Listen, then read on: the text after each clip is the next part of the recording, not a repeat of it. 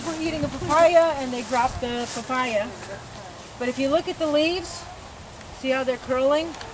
That tells me somewhere some of the horse poop got over here, and that herbicide is in it. This one will be okay, I would like to believe, but you can see that there is something wrong there.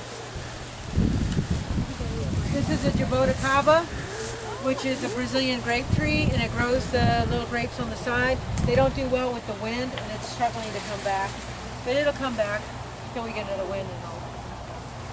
There. Half the people on YouTube, won't you?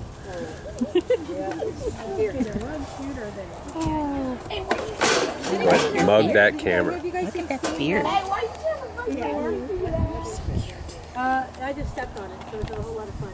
This is a plant that's covered with hair. Like a wasp thing. It's a burning, and they call it stinging nettle. Now this is not the true stinging nettle that they make. Careful, you're stepping on your food. You cook it. Don't touch it off. But this is known as fireweed.